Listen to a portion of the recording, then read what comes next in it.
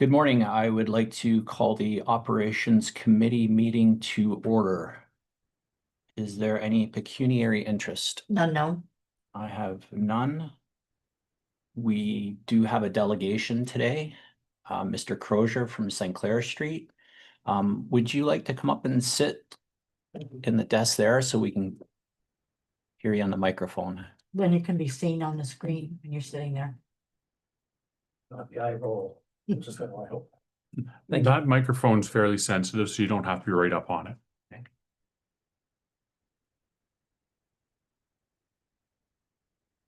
Okay, thank you for allowing me the time to speak with you today. My name is Robert Crozier, and we reside at 614 St. Clair Street, which is located across from Ironworks Gym, within the area designated as Phase 1 of the St. Clair Street Reconstruction Project.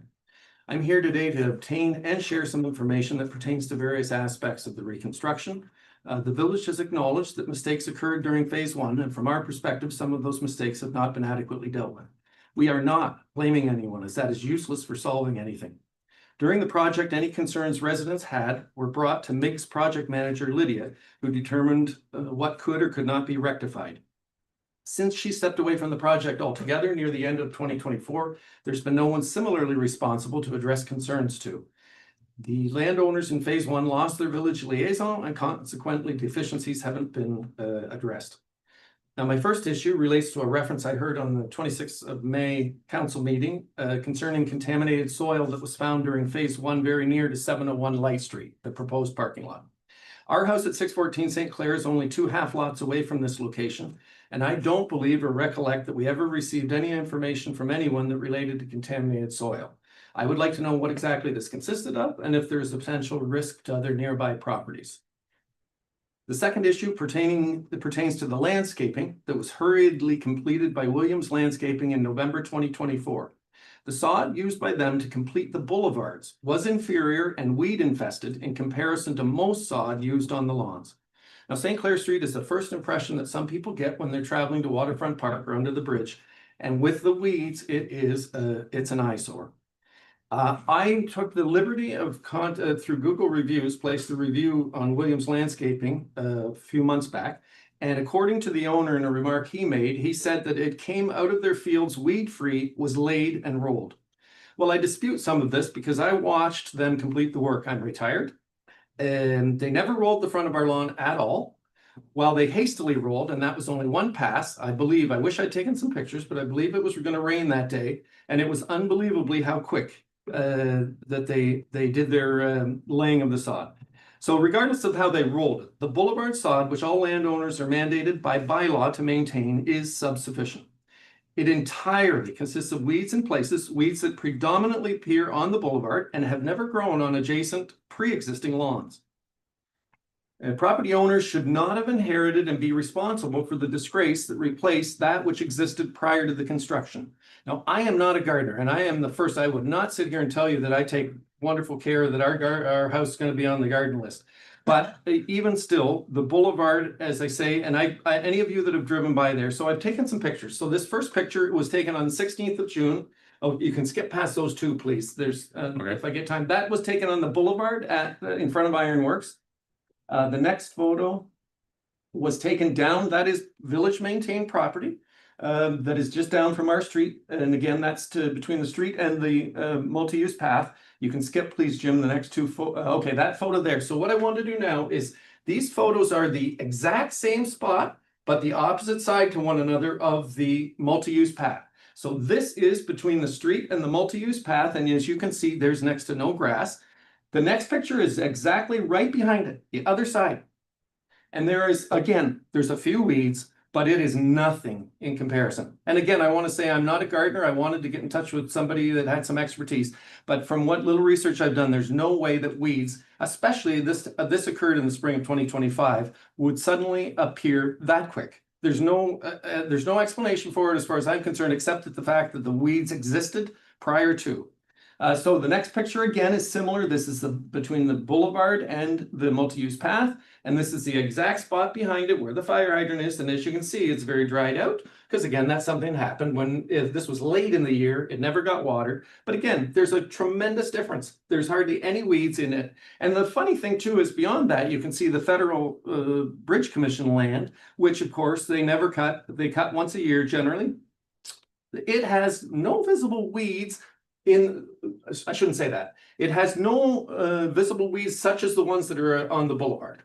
Other than in one corner, right by our property, and they are the same weeds that have sprung up from the boulevard. And I would say that, funny enough, that the boulevard has rubbed off on their property, which is rather ironic. Okay, I think the next two pictures are just, again, additional pictures of the boulevard, but you can see, and it was mentioned at one of the council meetings by a councillor that, and whether this is what he was referring to, but that the landowners aren't maintaining the boulevard. Well, this is all village maintained property. I am not pointing fingers. You can't take care of that stuff because it is totally weeds. And they are weeds that I have never, in the 35 years I've seen, there are new weeds that I've never seen that type. I feel with a degree of certainty, I can say that that came from William's very shoddy job. I think that's it for now for the pictures. I do have a couple more. I'm aware, and the person we spoke about again before is 90 years old, and she was out there trying to pick weeds, as did my wife, the first year. And it is very hard because the other thing Williams has done is they've used, it's come out of clay. It's a clay base. That thing, I tried pulling some weeds too. It's almost next to impossible. But again, because it's like cement. And again, I feel it's unacceptable. It needs to be replaced. And if Williams Landscaping had any integrity, they would accept responsibility and replace it. And failing that, it is my hope that the village would do something to correct it, as it is it's a gross failure to the landowners. And I'm not pointing fingers because it's not on the bridge authority. I don't even like running my mower over it because I don't know, I don't like the thought of transferring all these goofy weed, to our own lawn, our healthy grass. Now, in addition to the inferior weed infested landscaping on the boulevards, the sod that was laid down on village property that makes up some of our front yard is in need of repair. So I have a couple of points that are more specific to our property. And again, as I mentioned, Williams Landscaping failed to roll and water any of the sod placed in front of our house. I was home the entire time, and that wasn't long that they worked. They left a very large hole around a sewer manhole cover. Now I know it exists, but this is close to the multi-use path, and this is on village property. And if you go to the next picture, Mr. Burns, please. So it's 9 inches deep. It's approximately 2 feet across, although it's not 9 inches the whole time. If you go to the next picture, and please excuse the leg that's in there, just to show how deep it is. And then the next picture is similar as well, from above, and it does extend to the left as well. Now, again, I suppose I could take some sod to it or whatever, but this is something that's been left over that I feel that it certainly needs to be corrected, because I watched a duck literally disappear one day that walked past there and fell in the hole. So anyway, I don't know how many humans are likely to go that way, but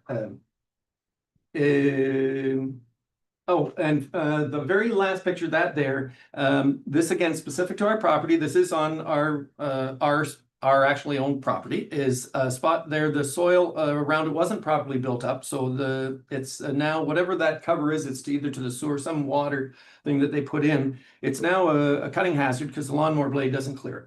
And again, I have no expectations in that day when they did it. I wasn't expecting a manicured lawn, perfect or whatever, but I believe all affected residents, and I regret that I didn't take the time to talk to everybody in the village in phase 1. I'm sure that they have similar stories. I've noticed the sod at Sarnia Produce is similarly weed infested, and that's beyond the boulevard.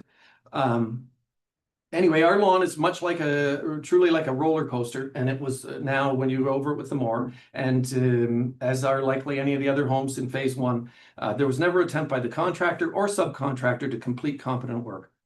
My next point was, again, moving away from the lawn, but in the phase 1 reconstruction, there was a problem. One day we came home and there was orange paint in 2 different spots on our driveway. I don't have pictures of it. There was spray paint. And one day I was out there, and this was on our newly paved driveway, and Lydia from MIG was walking by, and she said something like, "What a mess they made." And she implied that whatever the problem was, it was possible the driveway was going to need to be dug up. And then the following spring, a gentleman who identified himself as being from Cope said something along the line of this is one more thing they messed up that's gonna have to be redone. But since that day, we haven't heard a thing about it. We haven't had a problem at home with whatever, but I would like to know with the paint and parties involved that are long gone, I would like the village to provide us with whatever the engineer records show the problem was that two different people said needed to be rectified. And lastly, during the reconstruction, and this is something too I brought to the village, and other than a little bit of comment about it at a council meeting, we had two mature 25 foot pine trees that were right on the property line. And they were cut down in part because they put in a cement pad to allow us to turn around. Anyway, we were told at the time that it was going to be replaced, that we'd have a choice of trees. It's now been 2 years. I would like to, for the purposes of the birds, I'd like to have something to put in. And in early May, I asked the village for permission to replace the trees at our cost in an area that is on village property, but well away from the multi-use path, because I know there were concerns about roots and the like. And I haven't really heard anything besides that council meeting, and other than somebody stated that the trees provided would only be on the north side of St. Clair Street. And if possible, I'd like to receive an answer. As I said to Mr. Burns before, I don't plan on planting till October, but I'd like to be ready before that. I'm not with whatever, because also I'd like to approach the village, because I'm certainly receptive to discussing what type of trees so that we can avoid some of the problems that a couple of the councillors mentioned about roots and or height or something like that. And that's all I had to say. Thanks for your time. Thank you very much. Sorry, that was speed. And I again hope this was the right avenue. I honestly didn't know the process, so thank you. We again. appreciate, I, for one, appreciate you Yeah. coming in here rather than getting secondhand information on a Facebook rant or some other social media. So I Yeah. do appreciate that you brought photos, the way- and this is great communication. the way it should happen. May I say to that end that I am pleased this isn't, I'm aware of certain Facebook, I'm not a technological guy, but there's been comments made and throughout this, I don't know the background of the project. I have great faith in what the village has done. I am sorry for your sake that there have been so many uninformed comments, because I know I got nailed by one back during the project. Somebody was talking about, oh, that guy got a new driveway out of the deal.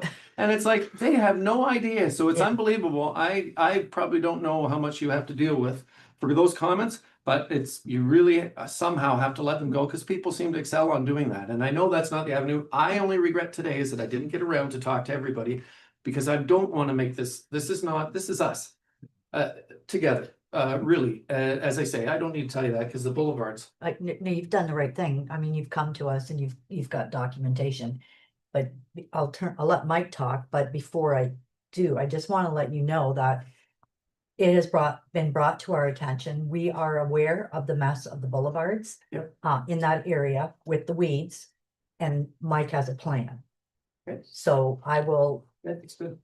let him talk. And then you can also talk about the tree, but if the tree is on a boulevard, I would assume that we would have our staff plant the tree, Correct. right? Okay, is that okay? Let Mike talk? Yeah. And he can, Yeah, I'd like to give Yeah. some feedback immediately and address some of those. I didn't know the avenues. Oh, yeah, Yeah. no, this is it. Was great, sorry. and he's our guy, so. Yeah, this is great. Continue. Thank If you'd you. like some feedback, go for it. Yes. Before I start, it's about no. All right, well, I will start. Thank you again for bringing everything to attention. This is, as the mayor's mentioned, this is the right forum and happily to take any information with regard to this. As you mentioned, I did break down when you supported or supplied all the details to Jim. I broke them down into 4 individual parts, one being the, excuse me, this will make my throat, the contaminated soil. Sorry. Let's give you a bit of a breakdown in terms of this. So with respect to the contaminated soil referred to, as you've just mentioned, the material encountered during the construction exhibited characteristics consistent with petroleum-based impacts. So a lot of anything bitumen, petroleum-based, including hydrocarbons, some oil, some bitumen material associated with historical transportation and industrial activities in the area. The affected materials were managed according to the acceptable provincial environmental regulations and industrial standards. When evaluating the presence of the impacted soil in Point Edward, it was important to consider that the village's unique historical development over the last 150 years Point Edward was selected as the Canadian terminus for the Grand Trunk Railroad back in the 1850s. Development of the railway closely tied with transportation and the cross-border commerce. Historical railway operations, including rail yards, marine terminals, fuel activities, maintenance operations, freight handling, railway, all the details, ferry services, all culminated in this area. So in the village, had direct influence on the major transportation infrastructure projects, including the construction of the original Blue Water Bridge, and then the development of the 402 coming into the 50s and extending through the 80s. So construction of the second bridge, obviously in 97. These projects significantly graded and it changed a lot of the area that you live in and throughout the village. With that, there's been a lot of land modifications with the crossings. Being that Point Edward exists within the boundaries of Sarnia Lambton's industrial and transportation corridor, there's a lot of historical refining and petrochemical details that come from transportation, rail transportation, that type of thing, as I mentioned. So it's common that with mature industries and transportation corridors within the area, that there will be some impacts within soil. This area is not unique to this when it's encountered. So the discovery of petroleum impacted soil at one location does not automatically indicate that there's an environmental risk to anywhere else. What they had done is they did find a specific area that had a higher hydrocarbon area. They removed that according to the Ontario Soils Act, and we follow all of the federal acts that come with that to properly remove that, to dispose of it in a environmental way, and then introduce new fill back into that area. The entire area is not contaminated. There were pockets that were found during the construction. That was part of the environmental assessment that was taken. That's why the environmental assessment is very important, where they'll do some initial core drilling, find it, no, that's fine, no, it's fine, no, there is some impacted soil in that area. So we follow specific regulations that come from the Ontario government and the federal government to make sure that we're having a safe environment for that. So there's no direct impact to your soil as been found. The idea is if we do disturb anything under the ground, we just take these precautions just in case, understanding what the history was to be able to support that. Please. So I skipped it, there were 2 votes. Anyway, it doesn't matter because I probably need to be cautious. To that end, I dug in our backyard recently, but not knowing what you were gonna say. I decided not to show the pictures today, but anyway, about 10 inches down, I found a pipe, a very good metal pipe in cement.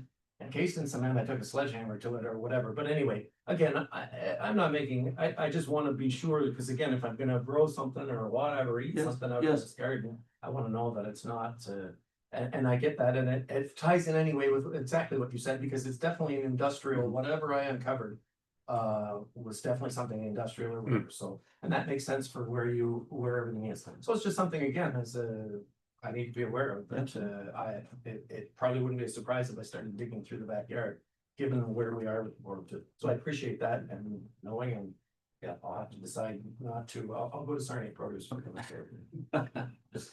But I do thank you, because I don't know, I didn't know that necessarily, like I said, that I was surprised when I heard that in the meeting. But again, so I thought that was something important enough that certainly to be shared with. And we are the only resident there, but so thank you very much. No problem. No, thank you. Again, I appreciate bringing it up. It's half of fun. So. Okay, I can move on to the second phase that we talked about for the boulevard restoration and the sod conditions. With respect to the concerns brought up in regards to that on phase 1 of the St. Clair project, village staff and the project engineer, currently Dobbin, has been taking over the village engineer project management of this, have conducted multiple site inspections, reviewing the concerns as you've identified from the residents, including the boulevard areas restoration work, followed by the construction. As part of these inspections, several restoration deficiencies have been identified and provided to COPE. These items are formally communicated to the contractor for review and corrective actions according to the project warranty and deficiency proficiencies. The identified deficiencies are included but not limited to areas of poor sod establishment and turf growth, excessive weed intrusion with portions of the restored boulevard, uneven grading and the settlement of localized areas, areas of topsoil and sod restoration to meet the intended restoration standards, as well as isolated depressions and settlement concerns for further assessment. The village's objective is to ensure that the restoration work meets the standards specified within the contract documents and municipal construction policies or practices. The contractor remains responsible to correct and confirmed deficiencies, and that are determined to be attributed back to the original restoration work performed under the contract. The village staff, myself, and the engineer will continue working with COPE to make sure that these restoration areas over the summertime will be completed. So I have spoken directly to COPE, spoken to our engineer. We've walked that site as well as our environmental services manager a couple times. We have quite a list of deficiencies that they're working through. COPE hasn't provided us yet a timeline on when this will be done. I know we're doing any sod work right in the middle of summer. It will not work. As you mentioned, when they did put that in November, to have it take at that point, I thought was a bit of an aggressive approach, but that has all been brought back to COPE, and we've asked them to make it right according to the contract documents. Okay. Further to the sinkhole that you've mentioned right by the drain, Jay and I, who's the environmental services manager, have been to your site a couple times. We've been over to your property. We see that hole that's been there. From the environmental services, he was going to unearth take the cap off, make sure that nothing has fallen or has collapsed within that, and then we will. That is part of the deficiencies that we've identified to COPE. They will become in fix that. That was on an odd note, about a month ago, I was out on the front lawn and there was an old screwdriver and that cover was partially removed. Oh. I don't know if that was somebody, I have no idea. I thought, what in heaven's name would anybody have been doing? I'm not thinking of the village. I was thinking like it's a late night bar.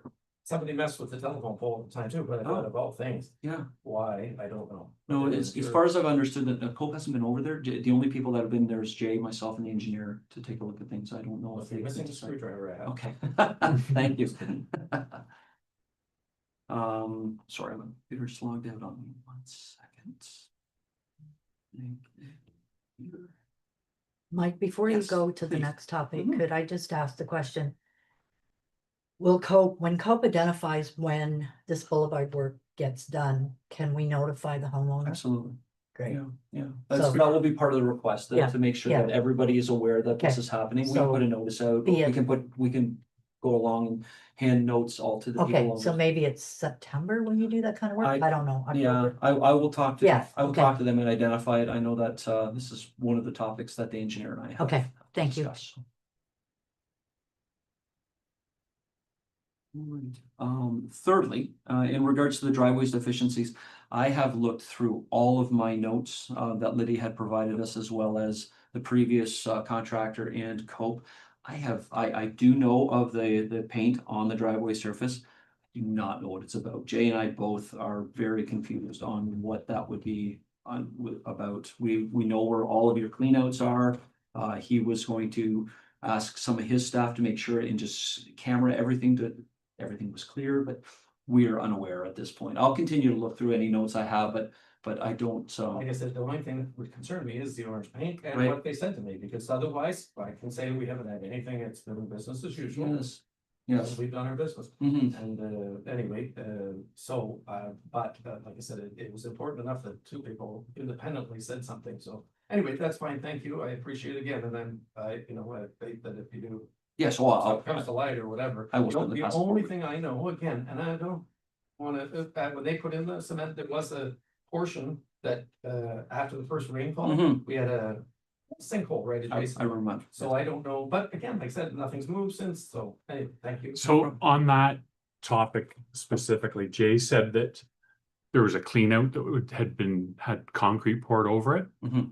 and that's what was being identified, and that has been corrected. That has So been, That's in a separate email that he sent me.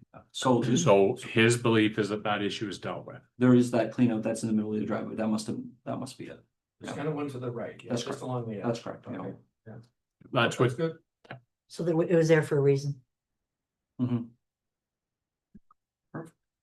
And then, sorry, finally with the tree replacement, I take responsibility. I'm sorry that I was not quicker in terms of my response with this. From a public works point of view, anything that's right on the property line or within your property, the village has no concerns with it.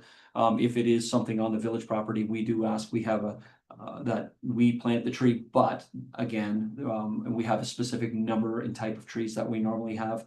Something something that blooms, but is a lower, so like a service barrier, something that doesn't extend too high, that may interrupt with some of the power lines or anything along those lines. But on individuals' properties, we don't hold back, or we don't have any species. But if there's something that you would like, And I may have to look at that, it's the cement pad that was poured, it encompasses, I would say the trees were roughly in the half, so Yes. that thing is half on village property and half on ours. So it would just pull the trees closer to our place, but again, I'm not trying to, Mhm. thumb my nose or anything of the village, if I had to No. put them on our property, so be it. But there is quite a larger area in Mhm. the front because of it being extended, so yes, I'd be happy to work with this, again, it's not about, I am not Mr. Landscaper, I just want something that the birds can sure, maybe have some protection in the, whatever. In the wintertime. absolutely. No, that's not a problem at all. I'll happily come over and we can Yeah, discuss that where you're might looking maybe at. show you. Yes, no, Thank no you. problem at all. Appreciate that. Absolutely. Perfect. You guys will work together. Great. Okay, Paul, you had questions or comments or? No, I thought you said you wanted to say something. oh no, I Sorry. just want to allow Mike to come up Yeah. and address it while Mr. Crozier's here in the room with us and give him, Yeah. a little bit of clarity on, the progress and what's going to happen. So I appreciate that. Thank you, Mike.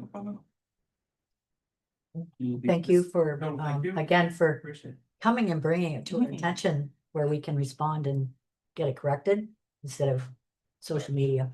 Don't encourage me too much, or I'll be back next time. Please, I didn't mean that. Okay, what can I That's get not to next? Suggest that I Yeah. have a list. No, Yeah. no. I honestly, as they say, I feel for you folks. I know that you did everything to do with this, having lived through it. I guess that's the one thing I would say is that, and I'm not an expert, I'm not a smart guy, but I did, because being retired or whatever, I watched a lot of this stuff. So anyway, things happen when a homeowner does repairs. Mhm. It never goes the way you think. So Hmm. please, I feel for you anyway, that criticism, I know much of it has totally been not deserved or whatever. And then the only other thing is too, as you mentioned, the communication too, I think with the residents, you can never go wrong. Yeah. Too with that, so. I agree. But anyway, thanks a lot for your time. So the Appreciate it. deficiencies are gonna be worked on, but just one more comment for Sure. you. The last piece of the project is the top layer Mhm. of asphalt. Yeah. In We're hoping that late fall, the later in the fall, the better Right. is for the. and depositing that would be a station. quick, That's, yes. one Yeah, couple 2 or of 3 days, days. yeah. Sure. But you have to let your first layer settle. And we took the time to give it a year, to give everything a rest. Fix everything and then put the top layer on Mhm. and then put it away. That's right. That's right. We'll put the layer down, we'll make sure that we put all the road markings accordingly and then. Yeah. Then we'll. So So, when they did our driveway, we were supposed to be, and I'm sorry, I don't be on camera, but they told us to lay low on it for 3 days. I put some old bird bath stands out front to make sure nobody, I wanted to wait a week. Somebody walked up with the bird bath stand. 75 pounds, that's crazy. You don't put anything in your lane. Oh my God. No matter how old or Uh, whatever. And all right, thanks a lot for your again. time. Thank you so much. Thank you. Okay, I'll move down to item 4, which is circulation of our prior meeting minutes, which we have approved at the last council meeting. Mhm. Business arising from the minutes. Have anything? No, I didn't see a task list on there, and I know there's obviously things that we're working on. I think I've updated. And I know some of it is in the arena report and the public works reports as well. Okay. Move down to our health and safety inspection sheets. I know when I went through there, they all looked good. yeah, Everything was good job. clean. I was looking for the flooring with the arena, but I think it came up on the arena report as well, and I know that's an ongoing. Okay, I'll move to receive and file items 1 and 2 under health and safety. Seconded. Okay. And then we'll move on to item 9, new business, the arena monthly report for June. All right, well, thank you. I appreciate it.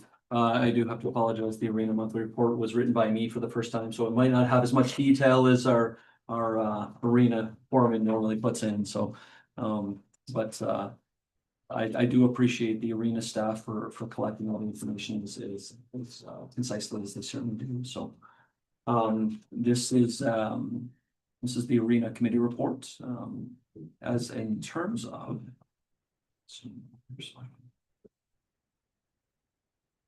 Okay, from facilities and facilities maintenance and repair, so there were deep cleaning preventative maintenance initiatives that are completed through June, ongoing operations and preparing the facility for current and future programming. Following one of the Pacers games, a shower valve failed in dressing room 1.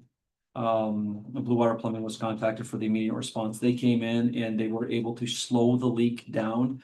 But due to the age of the actual, the systems themselves, they had to be fully replaced.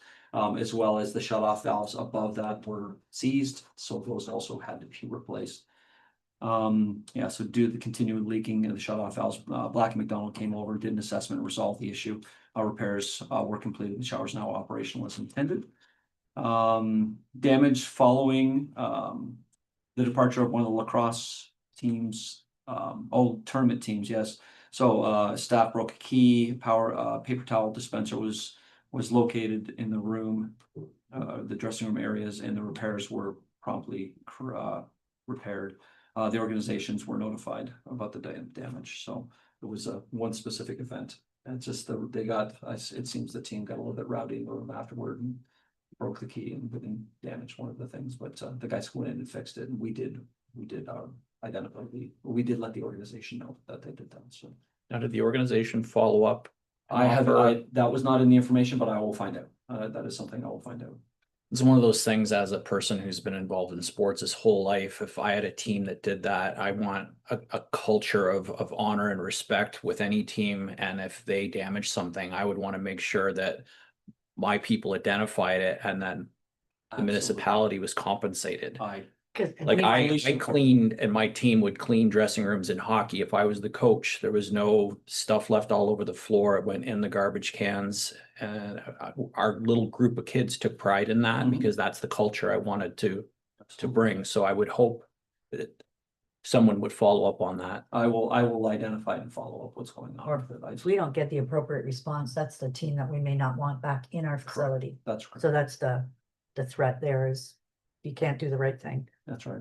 Yes, I'm of the same mindset. I mean, you know it through your involvement. Right, it's leave it better than you found it. Yeah. That's always my mentality with that. Yeah. But no, thank you. I will continue to follow through that. Arena staff completed comprehensive cleaning of the arena glass through the facility. Improved the overall appearance and the visibility. Looks fantastic. Emergency exits during dressing room 8 was repaired and returned back to service. Staff also completed the monthly fire inspection in the AEDs. In terms of events and programs, the arena hosted multiple ball hockey through the month, requiring ongoing setup and monitoring during that. And then due to the prolonged high temperatures, additional portable fans are strategically placed just to move air around during those events.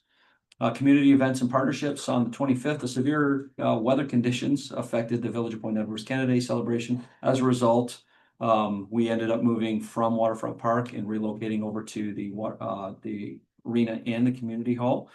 In a first for the facility, and outdoor inflatable attractions were moved into the arena itself, accommodating the weather-related changes. The event featured participation from the Ontario Provincial Police as well, doing displays of vehicles made for residents to explore and learn. Great setup. The kids, we actually had a really good turnout, and people were very pleased having those inflatables inside the arena. The event was a success. A great collaboration between arena staff and public works. Everybody was on hand. It was all hands on deck, which was great. Yeah, we were very flexible, and then we did extensive cleaning afterward. Regulatory inspections. So TSSA did contact us on their annual inspection for the arena's refrigeration and chilling systems. No deficiencies or orders were found. Once again, was recognized on how excellently maintained the condition of that back room is. The inspector I've known for many years, and he comes in and he's in awe of how clean and how well maintained that area is. So it was very good. As well as Orkin did their annual or their monthly inspection, found no signs of any issues. From a staff recognition point of view, I'd like to thank Kevin and Frank for the continued dedication, professionalism through the month as we're wishing Derek a speedy recovery. Their commitment for a safe and clean, well-operated facility is evident on the day-to-day operations and regulatory inspections. Again, it just overall shows that. And then the successful accommodation of unexpected community events, which really was a big thing for when Frank came in. He was wonderful to be able to just take that on and say, this is what we need to do, and it was great. Full-time management. We have 3, no employee training other than what was specified by the safety coordinator. Facilities, I did the count, so I'm hoping this is correct, but the total floor rentals in June was 236 hours. And then we did have the Pacers season end. As they did a valiant effort to get into the playoffs, so. Internal, yeah, there was the regular maintenance cleaning on a daily basis, and then here's as for the counselor, we did notice the rubber floor issues. There is that heaving in the back room between 6, 7, and 8. We do have some quotations right now to be able to replace that. I have contacted a couple companies to see what their timelines are, as August is basically empty at that point. We had a good opportunity to be able to go in and do that. I'm just looking to finalize the pricing and then look for we'll come back for some finance to make sure that we have some. I know we did put some monies away to help support some of the repairs that are going on with that, so I will work with that over the next month. Exterior from the general maintenance outside, community hall, again, the Optimus continue to manage. Black and Mac was contacted about one of the AC units in the community hall getting back up and running. There is a larger issue with one of the units over there. It's still operational, but it comes down to the efficiency. So I'm looking at trying to best repair that. And then last month's report said that there was some shingles missing on the west side of the community hall that has been repaired. And the East Trough has also been repaired at that point. Concession stand, nothing new. Red & Co did a great job during the snack bar for the minor lacrosse and Pacers games. Inspections, AED, fire. The generator test. Jay is looking at some annual inspections that has already been identified. That'll be coming up next month's report, and then working as normal. Nothing with exterior in venue advertising. Nothing's there. Public Works has the vehicle in the Olympia store for the summer. Outside of that, capital budgeting. The plans are ongoing for the next year's capital budget. We're still waiting for the delivery details on the Olympia. I have contacted them again last week to identify, and I have yet to hear back in terms of what a delivery date would look like. So closing comments, busy month as the summer winds down, and then July and August we'll see limited activity, and hopefully we can get some larger scale repairs done in the facility. Is there any questions, please? Thanks again, as you've noted, to your staff, but to all of the staff that came out and helped make that transition for the Canada Day event. Just thinking back, like we had to make a decision by 1 o'clock. The party was to start at 4 o'clock, and then everything happened. And it was unfortunate that we were inside, but I thought, like, the kids didn't seem to, they didn't seem to care. Face painting and the balloon guy, and there was lots of food, and they were going into the arena. We were lucky to be able to have that blow up stuff inside. Other than the fact there was probably less people because we didn't get any transients. Right. Some of that, that come in off the trail. The one thing that surprised me though was about the dressing rooms. It seems like, we've always replaced all the different piping and showers and everything. Like, I didn't think there was anything old left in there. Well, there's like you say, with a facility of that age, Yeah. There's still a lot of that infrastructure that's in behind walls. The shut off valves that they did end up replacing were original. Okay. So they're the old gate valves that would not move. They were completely seized, so they have been properly replaced at this point. But there is still quite a bit of infrastructure that is of that. So do we expect that the Olympia is stored?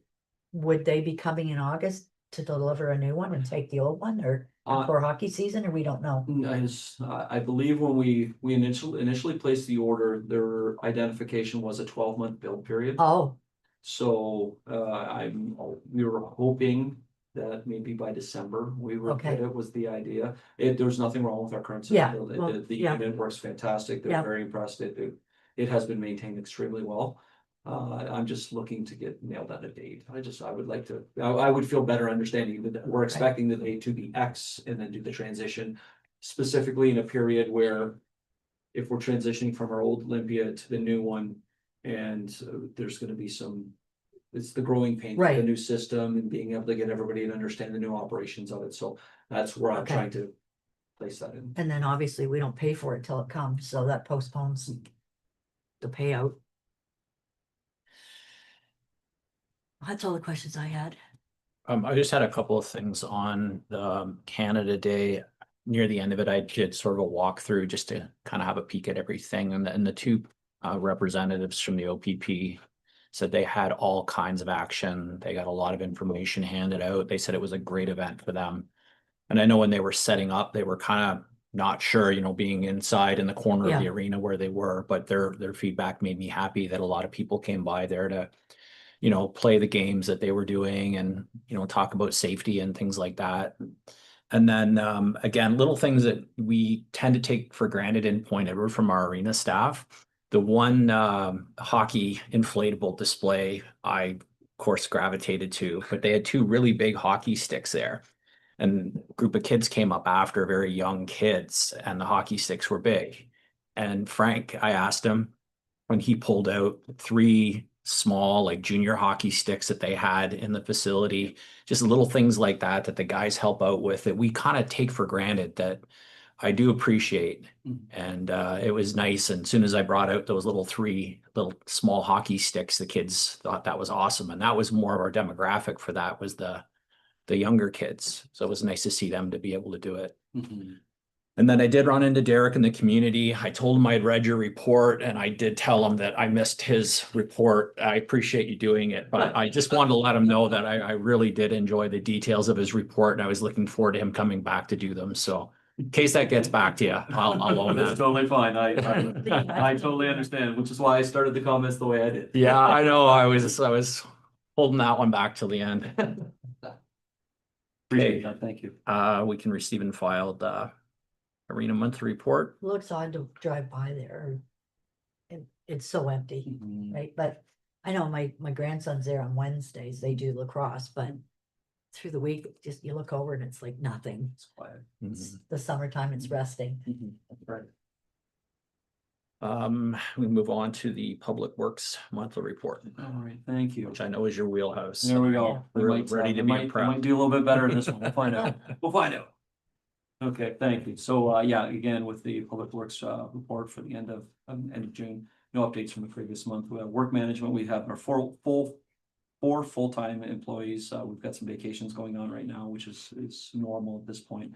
4 summer students, doing a great job. We're very, very pleased. We have one community living student who comes in the mornings and waters plants. He's terrific. He's a terrific find. I'm very pleased, as well as the 2 arena staff when they do have some opportunity to come over and support the trainings, hazard supporting, the PPE policy, the hazardous assessment and recognition policies, as well as working at heights. Those were all completed last month. Operations building, nothing really outside of the inspections. We did the monthly Orkin fire, safety showers, emergency lights, health and safety. And then we did have the Levitt safety come in. There's some specific sensors for any of our chemical sensing and calibration that happened during the with our road, sidewalks, parking lots during the month. With the again, did the completion of the roads, sidewalks, catch basins, street sweeping activities in response to the seasonal conditions in the village. Any of the related infrastructure there requiring a combination of routine maintenance and targeted response. So spring road sweeping was completed in June after delayed primarily due to the ongoing construction project and down in Venetian, as well as we were waiting for a lot of the leaves. So just with the late year, there was still quite a few things that dropped, so we waited longer, but it did a great job. They once again, we're very pleased with that. Removed a lot of the winter debris, construction materials and such, and it made the appearance and function of the transportation better increased for a lot of the public use. We've got public and parks and public spaces. So during the month, again, ongoing seasonal maintenance, beautification, waterfront monitoring, the washroom monitoring, such. Major focus was the seasonal growth as it comes to municipal events. Created a demand for the staff resources, again, grass cutting, weed trimming throughout the village, as it normally has been. Because it has been so hot, there's been a lot more than we've seen in the last year at least. Sand areas continue to be tilled to soften the area. We have a lot of people that are using those parks right now in all the playground equipment, which is fantastic. Mulch placement, more beautification in terms of the end of the the boulevards and throughout the village to make sure for to just keep us clean and beautified. Wood chip and placements, new plantings, all through the area. And then asset removal and condition work remained with Public Works. Again, we're identifying the top benches as part of the capital project for refurbishment. We have a number of the pieces that are cut and ready to be installed. We're just waiting for days where we can actually get enough staff to be able to help support that and where it's not overly hot to be able to complete. One full refurbishment completed to help confirm that one. Sorry, why did I jump there? Oh, no, yeah, one full refurbishment has been completed. So we know what the costings are and we still have some funding left over from that. So we're in good shape to be able to replace a lot of the benches and that. Students also are using the mesh software to find end of life elements or at least identify the details that come with that within the public spaces. Garbage receptacles replaced as necessary.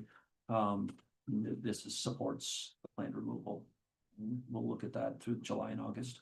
Waterfront washrooms, waterfront park, the splash pad, McCrae, all monitored cleaning on a weekly basis. I'm in contact with the cleaning company quite often about this. Cleanliness continues to be an attention due to inappropriate use. We still are having the odd, not as much as we found last year, but there's still the odd misuse of the washroom spaces down that area. Garbage collection, waterfront park, splash pad has seen again significant increases with the heat. A lot of people coming down. It has been very, very busy. Additional park works, including tree trimming of the boulevards and chipping large wood throughout the village. Kennedy banners were installed through the village, and Public Works staff set up and had to pivot to the extreme weather conditions and provide operational support and takedown for the Canada Day event. Once again, it was very all hands on deck with everyone. The fence that borders veterans parks on the east and west sides were removed by Public Works staff over the month of June. The fence was very much at the end of life. Water services were also reestablished within that park. In my opinion, it looks fantastic. That opening it up of veterans looks really good, and I've heard nothing but excellent comments about how that's just removing. I like that idea. It just makes it more welcoming. Mhm, exactly. Thank you. And then the inspections, auditing, and reporting. During the month, the equipment audits were completed. Regular inspections, we didn't really find any major issues. We had dump truck number 4, which was repaired and returned back to use at the beginning of the month. Nothing serious, just usage. And then during the month, a new lawnmower was delivered and the old lawnmower was removed and the new unit's working perfectly. Standard maintenance on all the other equipment in terms of lawn maintenance and such. Health and safety, continue to reinforce the department to safe practices, equipment readiness and such. The big one right now is heat safety, just making sure that they're monitoring when the heat is. I've been talking to everyone. We have a text group to make sure that once we reach certain times, take extra breaks as you feel necessary. And then we've even had one incident where we did end up sending the crew home because the heat exceeded the recommended documentation from the government. And then security issues, feedback. No news is good news. And then looking forward, we're looking at road and parking lot painting in July and August. We've identified a number of areas of the village. Actually, Steve and I were discussing that this morning. Parking stalls, arena parking lot, crosswalks, and that type of thing as well. And that will be the big one. That in the boulevard tree cutting will be the big ones in July and August. Then finally, Canada Day was a great success.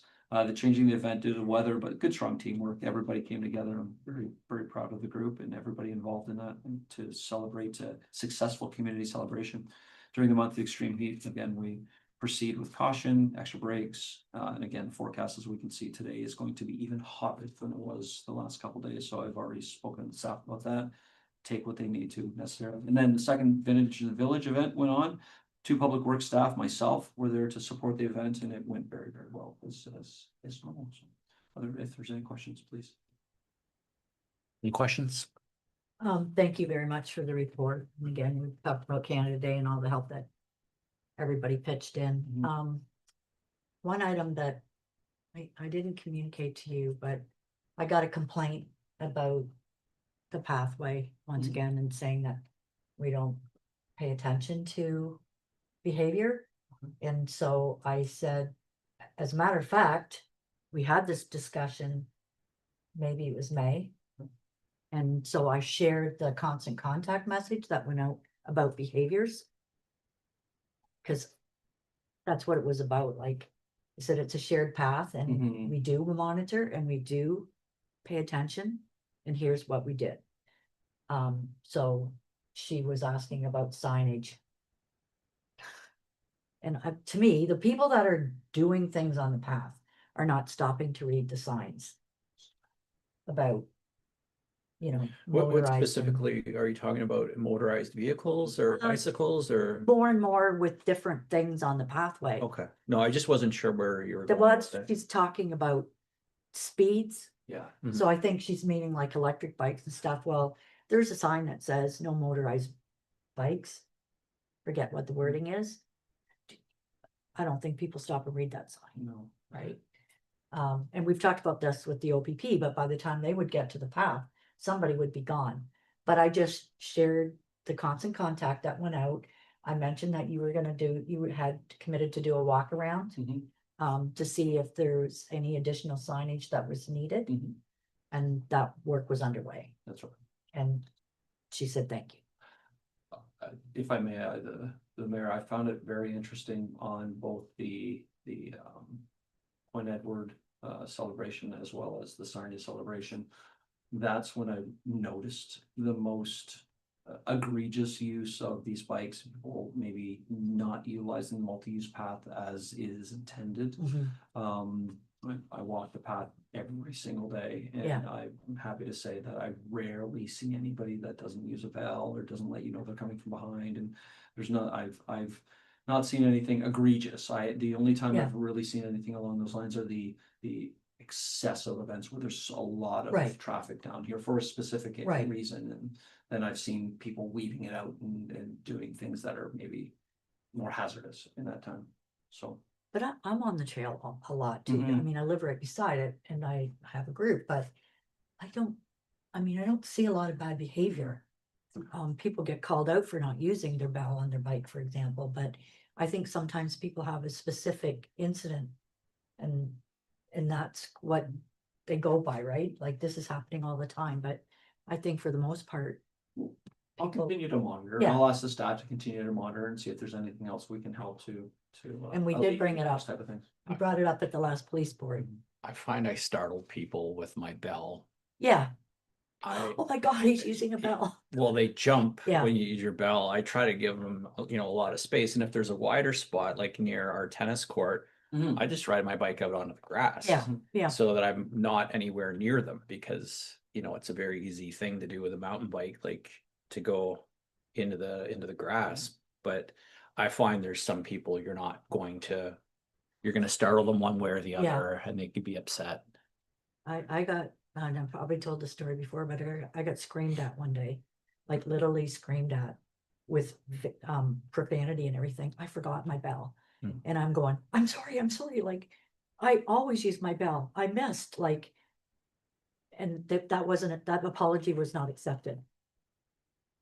Yeah, But and if I I'm hope I never see rollerblading, I this don't have a again. bell. Like if I'm on my inline skates, I don't have a bell. If I'm, Yeah. my daughter's a runner, like, she'll run by people and she'll say like sometimes. We always go coming on your left. Yeah. But Anyway, I did share the constant contact. It was just a point of, yeah, we do pay attention to that and here's what we've done. So it's someone that's probably not getting those messages. I'm going back to the fencing on Veterans Park. I read this and then I was kind of just looking around in different places. And would you consider opening up any other parks, removing fences? Like, and this is just me asking a question. I'm not trying to lead anybody anywhere, but I know a lot of communities that I'm in, just, Watford, for example, across from the arena, when you park, there's this massive, just open park. They have benches, they have trees, there's a little trail that goes through into the neighborhood behind it. It's not fenced. Through the mayor, I am absolutely at your disposal with this. Personally, I completely agree with an open forum for parks are meant to be able to be accessed from any space in my mind, but if this is something I can certainly look at and and bring forward as a. And I'm just thinking, like my childhood growing up in Point Edward, there, a lot of the parks, everything was open. There was multiple entrances. And I know there's a couple fences, the one on Victoria Street at the end of St. Clair, that park, is that Elks? I always forget what name it is. There's Moose Park, Yeah, Elks it's- Park. Yeah. But they put a higher fence in the one corner because there actually used to be a little baseball diamond there, and to keep the balls from hitting the house behind. And that's why that fence was made like that. But I don't see very many, ball games going on in there anymore, to keep things in. So it's just food for thought. Personally, I want the fence to delineate between people's property. Oh, yeah. So I don't think that would go, I mean, we're getting pushed back because the gates got removed. Mhm. The gates got removed for a very specific reason, They did. and people aren't understanding that there was an incident. And that's why they were removed, but, like when the kids come over from the daycare, they go to Library Park. They need that fence, and then they've got this thing they put across the opening now with strips of wood, rope. Yeah. But Well, I just, again, over the years when my kids were at Bridgeview School, there was open gates, and then there was a year where they put in all these locking gates. And I don't know, like that'd have to be 10 years ago. And I happen to know the guy that was working for the fencing company, putting in the gates at the end of the driveway that went beside the gym.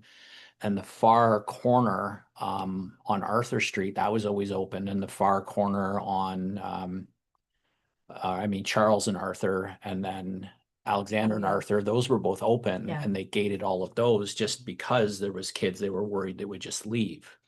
that was school board. That was school board, but I'm just saying, like, Yeah. it used to be, Yeah. there was a lot more open, and I'm wondering what responsibility we have as a municipality to gate in all of these parks.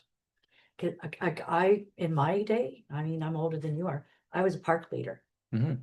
In 2 of the parks, I did IGA Park, which is, what do we call it now? Huron Park? Huron. Oh, here. Huron Park. I was a park leader there. There was always a fence. Mhm. And then I was park leader for two or 3 years at Library Park, and it was Mm. always fenced Mm. as part of the program. I mean, we don't have that. It was a Yeah. daily program. Yeah, I used to attend as a kid. Yeah. They Yeah. always And had then- different things, and sometimes road trips and stuff as Stem- part of that. Was the other one up. I never had that park, but at Simpson, we had somebody up there. So I think there's a couple things, like, it's not a bad idea definitely to look into. I think Mhm. one, we'd want to check with their insurance company and see if it has anything to do with liability. Yeah. And then I think based on it hasn't been a huge pushback on the gates being taken down, but just based on that, I think a public consultation process would be a good idea. Mhm.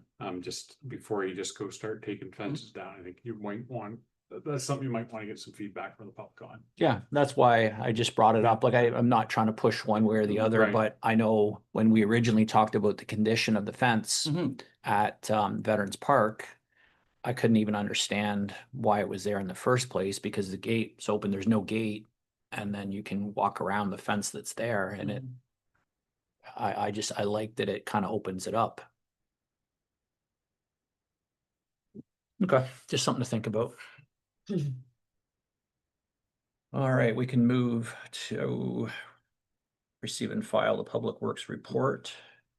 And then move on to item 3, Boulevard landscaping bylaw and site triangle concerns. So this, I'm not 100% sure on what this item is about, but I know there was apparently some question brought up at the last council meeting about. We passed a bylaw, I believe it was in 2024, about landscaping on boulevards. Mhm. So that bylaw has a section in it that prohibits, what it prohibits is landscaping on a roadway. And a roadway is defined as the area between lot lines, so it includes boulevards. So that's, I think that might be the confusion. People. My understanding of the discussion at that council meeting was that people thought there was a prohibition in the bylaw and didn't find it. But the prohibition is not in the boulevard maintenance section, it's in the section higher where it talks about highways. And it's just a general prohibition on doing landscaping within highway allowances. And then highway is defined as everything between lot lines. So the prohibition is there.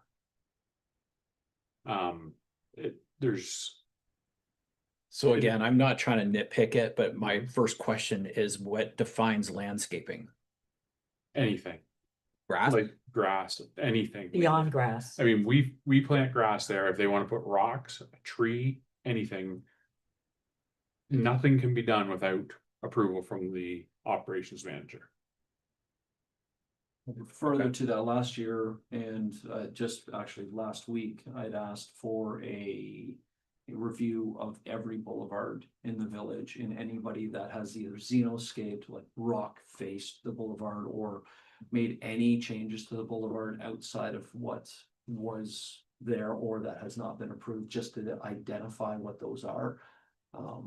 But again, that was the idea with that boulevard, that no one could do any more work beyond that point. So we're just trying to monitor if there has been changes, and it has been brought up certainly along the St. Clair project that there's been potential changes to the existing landscape prior after the laying of the sod and the work has been done. So I think that's where this initially came up. And then the site triangle piece, I'm not sure what that's about.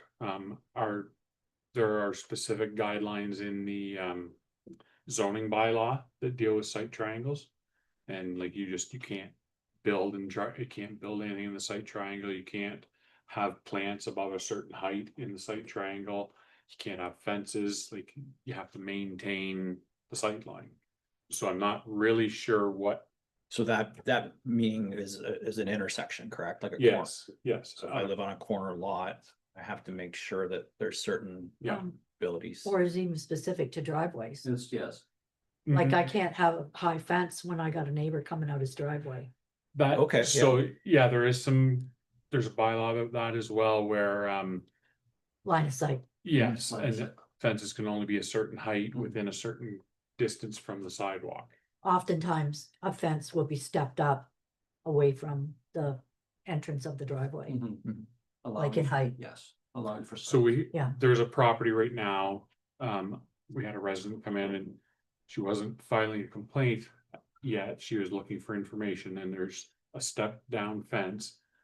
But then the neighbor has planted some evergreen trees of some sort that have grown to be like 10 or 20 feet tall. And they considerably block it. She's concerned driving in her driveway that she can't see.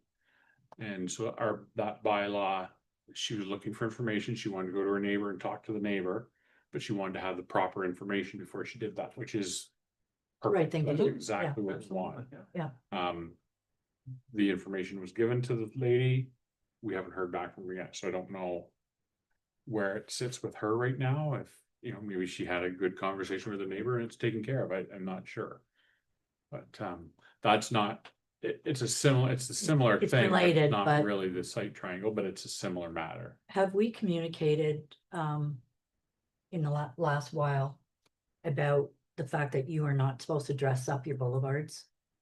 Like in that regard, I have. like through constant We contact? did back, like when the bylaw was passed. it Okay. was- I think it bears reminding, because the other one that came up is recent, Mhm. where someone started to put boulders and stuff.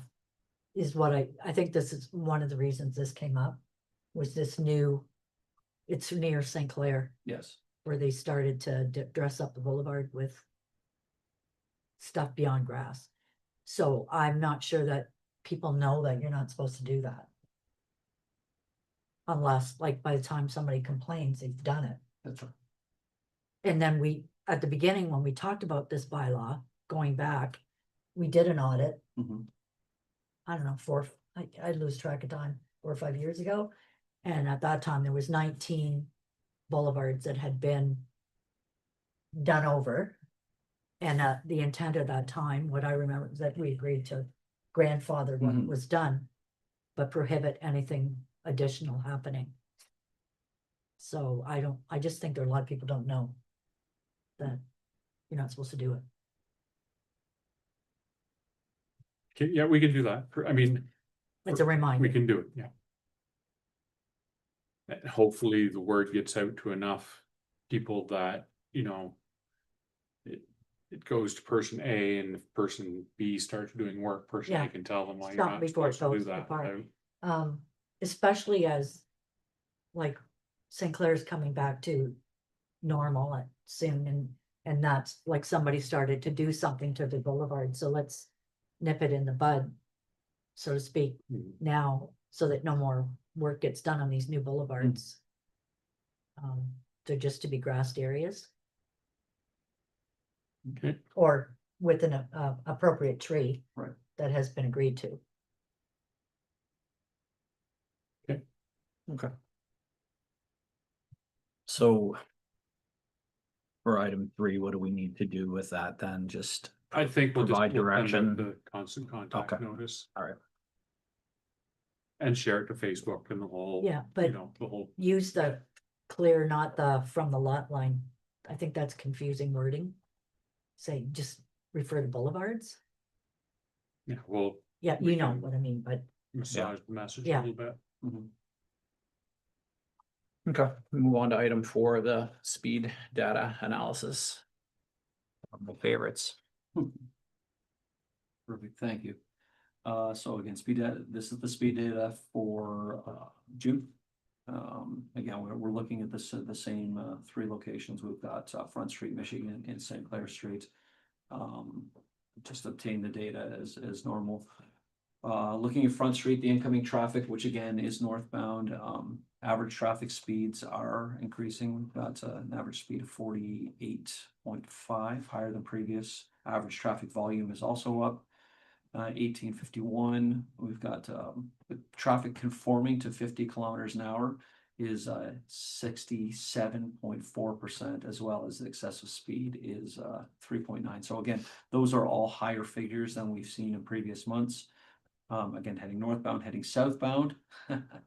We've got the average traffic speed is at 49.5, higher than previous month. We've got 3157 vehicles, 3,000 vehicles a day. That's it's really moving. Conforming to the actual traffic speed of 50 kilometers an hour is 57.2, which is lower than previous month, and then excessive speed at 4.9, which is also lower. So again, these trends are not new. They follow all of the predicted trends that we've seen over the last couple of years. Specific to this one, though, I did some further analysis, which I provided the CAO in regards to some daily traffic responses, and that was on a different document that we could potentially share with the police board, just identifying, I believe it was Wednesday between 7 and 11 or 6 and 11. That's when you found the highest speeds, like people were just flying and they're heading southbound into Sarnia. oh, okay, because there is something that happens on Wednesday nights, but they would be coming in. Okay. It's race night at the yacht club. Oh, I haven't, the trend didn't get picked up in the analysis particularly, Well, but I can tell you on my street, it's like, yeah, so it's. and it starts at 6 o'clock. But so it's that was just interesting that with the further analysis I broke it in, specifically Front Street, because that's the one that we see the truly high traffic volumes and speeds with it. But there are some potential enforcement opportunities that have been identified that we can share with the police board in regards to that, just to help maybe mitigate some of the speed issues that we found. But again, I always think that the people heading north Mhm. are seeing their sign. And I've watched people as they slow down because they realize how fast they're going, and the southbound traffic doesn't have that. So We can certainly consider. spending yeah, that no, I sign just and- like to always yeah. throw that in there. Yep. Some people just aren't really aware of how fast they're going. True. That's a true point. Okay. Thank you. So moving on to Michigan, this is the new location that's on the southwest of the Monk intersection, facing east. So the inbound traffic is considered westbound. Average speeds, again, I ran this analysis twice again, just to look at the numbers. They're so vastly different.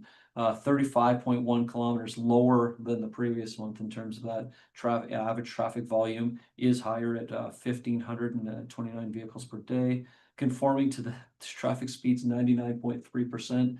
With no one, I think it was one Oh my person that was exceeding the speed limit of That's 60. crazy. And then the outgoing traffic bound eastbound, so your, again, the average speed is 34.2. 1,416 vehicles per day, higher than last month's average. Conforming to that is 98.7% with 0.2% traffic. So once again, relocating the camera at the position there was useful to find additional data. More noticeably, the traffic volumes are, again, 65% lower than historically at the other location, but we did identify that it is that traffic heading down Alfred that is not Mhm. coming into the vehicles, right, into the village at that point. I mean, we still have almost 90,000 vehicles per month coming in, but the speed conformances are just, it's a well recognized, and people are augmenting their speed accordingly within the data that we're finding, so. Again, we're finding more trend data because this is the second month, but again, it follows what we saw in the first month, so.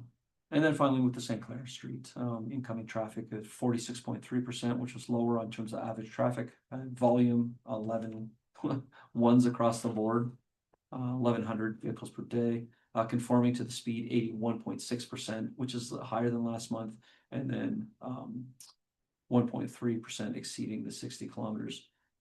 And then finally, that's the incoming, so the outgoing, which is your southbound, again, 44.5, which is lower than last month, 900 vehicles per day, higher than last month, 74% conforming to the speed 1.9. So these trends are starting to Michigan and St. Clair tend to follow a very similar analysis fronts, a little bit different in terms of the details, but the higher the volume, the slower people go. It's a trend that we've seen now for 2 years running this, which is I'm pleased to see. So Even those stats that you have exceeding the speed, that's also could be volunteer firefighters responding to the fire hall on St. Clair Street, or OPP leaving, responding to the highway or somewhere else in the county. absolutely, a lot of there could be a lot anomalies with any one of them. Specifically with St. Clair Street, it's such a low volume street that one or two anomalous Sure. speed readings can really change the data with it. So, but yes, you are, that is correct. Yeah, with both those being the routes for OPP and fire.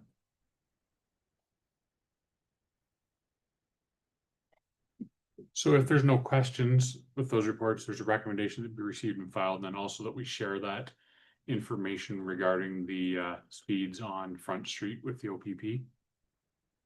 And ask them if they can do a little bit of targeted Yeah. enforcement Yeah. in those areas. Gives them some insight.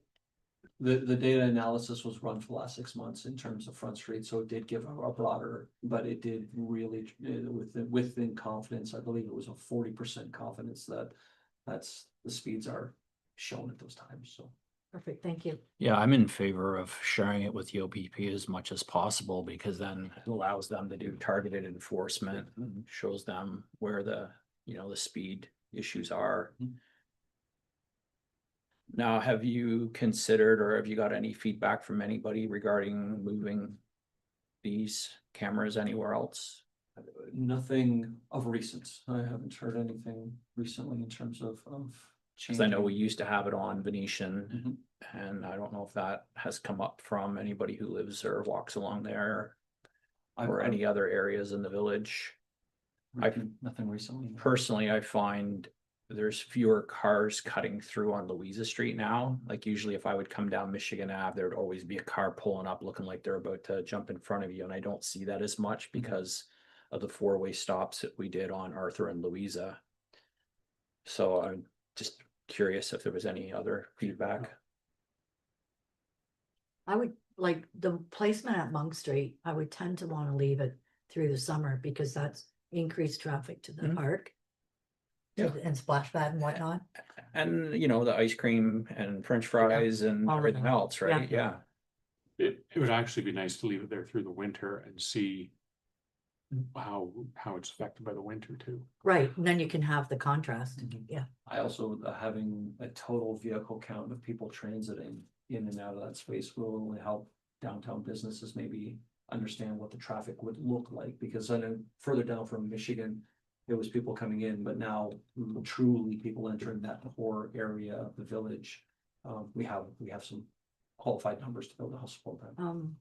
I know I've mentioned that before, you know, for potential development, if someone, you know, came in here and if we had that data to Mhm. say this is how many cars will drive by your potential development if you were to put your business in here. Any update on the Michigan Ave work, the park entrance change?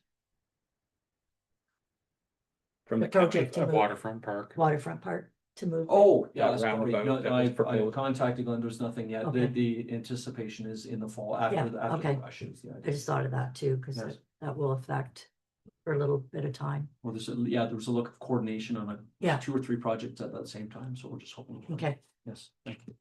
Sorry. Completely. I thought about it. Okay. We'll move on to item 5, the Canada Day Parade debriefing.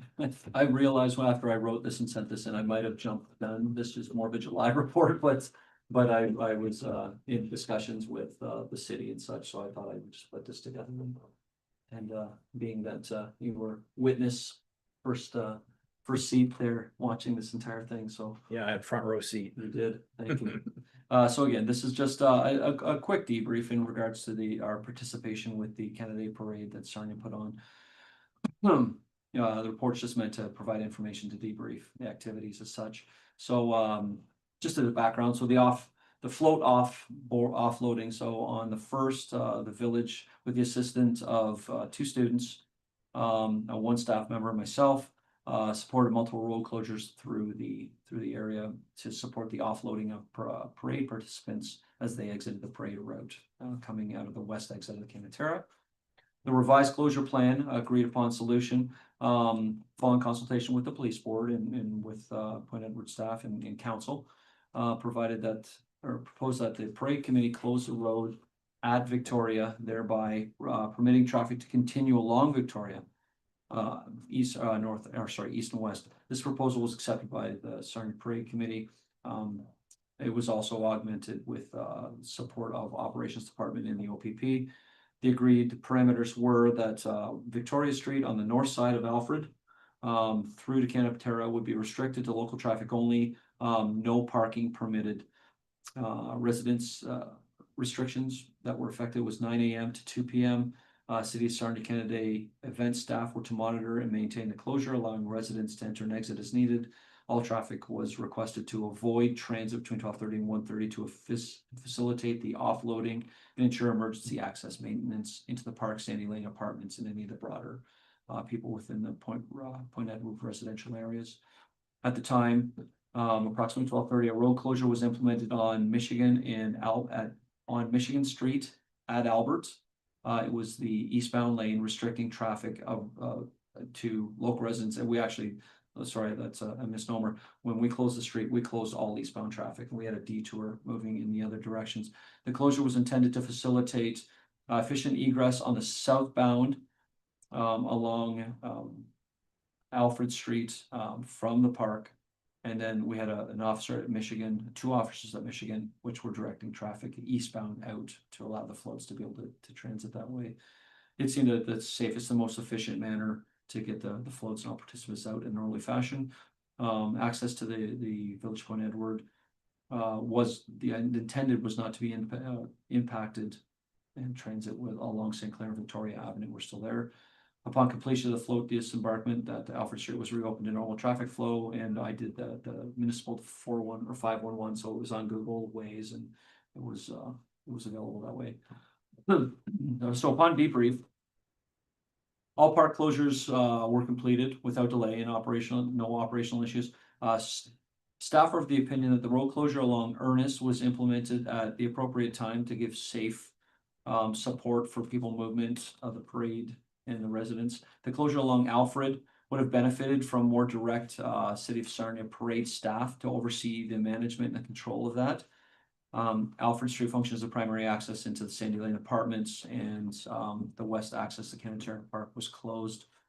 Future staff would recommend that the closure maybe not be implemented until we can have active control by the OPP with City of Sarnia parade staff present to assist with the related traffic management. One of the things we did find when we did attempt to shut it off at 7 in the morning was there's a lot of traffic.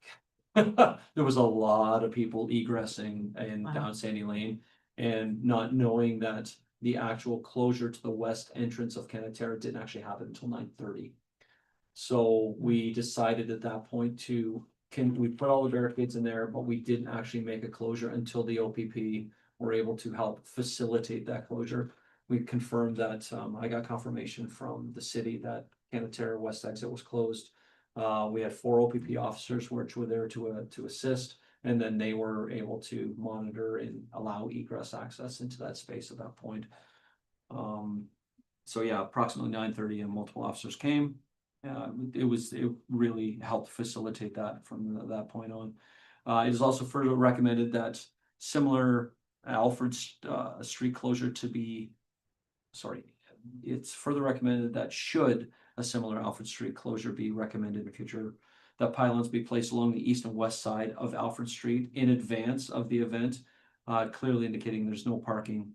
The concept was to have that no parking. Again, there was 0 issues. There were 2 vehicles that were parked down the street. They were moved promptly without any problems whatsoever, and we ended up putting some pylons down that space. In the City of Sarnia also put some documentation, just some boards indicating where the offloading was. So that seemed to go very, very well. The closure on the eastbound of Michigan Avenue went very smoothly, a safe egress. Those 2 officers that were managing traffic, as well as myself and Mike from the staff. It was effective. That all the floats it all moved very, very quickly. People came in. City staff included Rebecca Warren, Lynn Core, and Chrissy Glavin. They were there present to be able to help during the duration, to help from the city point of view. Valuable assistance. We really appreciated that. And then further to that, as you can see, the comments from the City of Sarnia, that's Rebecca forwarded me her comments in regards to this, and just she was positive feedback from OPP. She was very pleased with everything that went on, and she had a great appreciation for the village to help support the event. So, if there were any questions? I have one. Did you feel that the Sandy Lane residents were well informed of the closure? I I know that's not our business. That's Yeah. up to the city because that's their street, but that seemed to be just listening to people as why is the road blocked off? There- It was mostly people going to the apartments that Yeah. didn't know. There were a number of people that did when I was there, and Yeah. said they would ask the same questions, like, why is this blocked off? And you explain it's, oh, we didn't know about it. Now, that's not indicating that the city didn't present information to it. I don't know Yeah. what that ended look like, but there were a number of people that were transiting down that space that were a little surprised to see it closed. Yeah. Ariana brought it up in our earlier meeting, and I don't know where that came from. And she said that there were many people in the apartments that were blocked from getting home. They weren't allowed in. So I can speak to that. On Michigan Avenue, there were 2 specific vehicles that came up and intended to take a right down Alfred when the street was closed for egress at that point, and both people indicated that they lived in Sandy Lane, and the OPP officer was very clear to say, well, we will be waiting until this is completed to allow for safe egress back into that space. I was only witness of 2 standing there, but Yeah, and I don't know what she was referring to, but again, It's pretty clear that there needs to be better information shared with Sandy Lane. yeah, Yeah, and again, that's a City of Sarnia Yeah. issue, not a Point Edward issue, but But that's what we that can was the feedback. one thing I was curious if that was communicated to them, because even a couple of people, like I was supplying water to the OPP officers that were out there because it was an extremely hot day and we always have lots of water. And I overheard a couple of people saying, well, I'm a PSW and I need to go to Sandy Lane because I have a client there. I have to attend to their needs. And they weren't aware of the, you know, the road being closed either. Mhm. I don't know if there's a perfect solution to it, but I feel, It's the second last point. City of Stoneham should contact City Lane departments to residents to inform of the closure. yeah. So And it's, that is from the sooner than city. later. That is. Yeah. that's from- Like, Not the one day thing of. to let the residents know, but then there's PSWs coming, there's family coming, those people need to. Mhm. Yes. And I mean, the city obviously can't contact them, but if they contact the residents a couple weeks In ahead of time, advance, yeah. then the resident can let their. And again, being it's noted this, I think that's something they'll hopefully take back in the future if this is the avenue they look at continuing forward, and we agree to do that, then. And from my perspective, the people who needed to get to their house on Alfred Street got through. Mhm. Wasn't very many people coming and going, like everybody on Alfred Street was well informed, and I had actually talked to a few people before, just when we were considering it, just to see what they thought, and they all thought it was a pretty good idea. Cause on Canada Day, they really didn't need to go anywhere, but they felt well informed, and it wasn't really an issue if people did have to come and go. Good. Okay.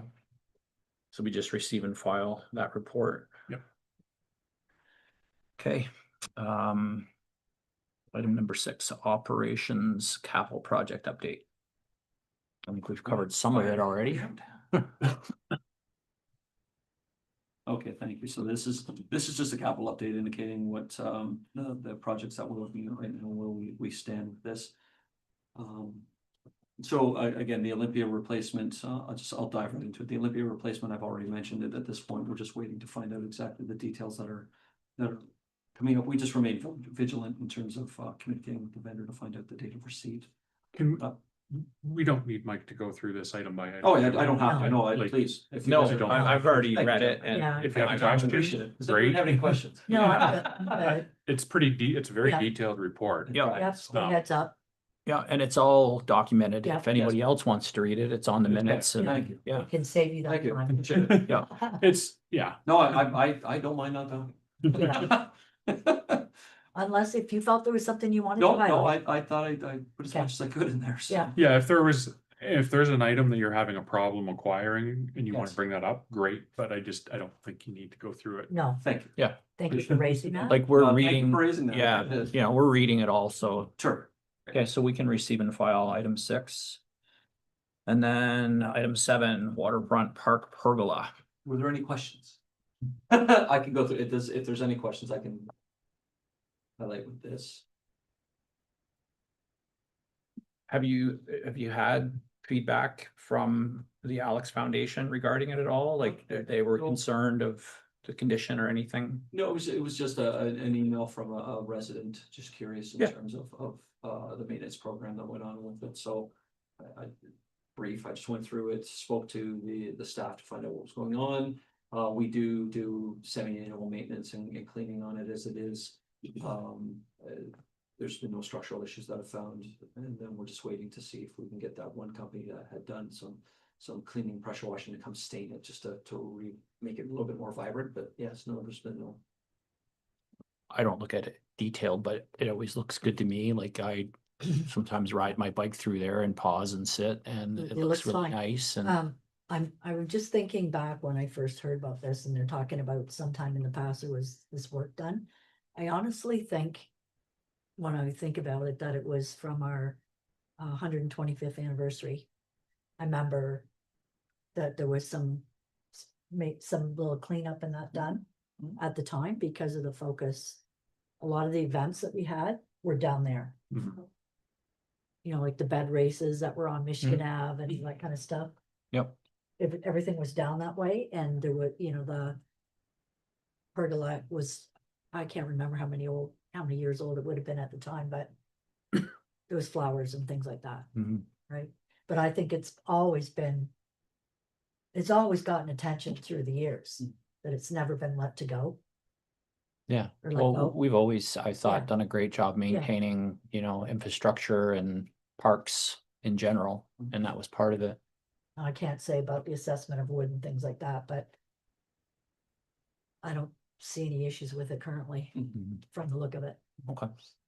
And we've replied to the inquiry through this, or do we Well, need that? we don't even know who the inquiry came from. It was brought to us by a counselor. Mhm. Oh, okay, So they have access to this report. Mhm. okay, I don't know who the person was No, that, at least I don't know. okay. So wasn't shared. theoretically, it would be counselor's responsibility Okay. to. Well, again, share this is that just because I don't even know public- who it is. Public document, Exactly. anybody can go on Yeah. our website It's and, part of, Identify. it. Yeah. my God, what's going on with that chair? okay, we can receive and Yeah. file item 7 and then move on to financial statements. Did you have any questions on that, Mary Ann? I did not. Me either. We can receive and file the financial statements. And again, public documents, anybody can go on the website and look at these numbers item by item. And our next meeting date is September the 8th. Wow. See you in September. For adjournment. Seconded. Thank you. You take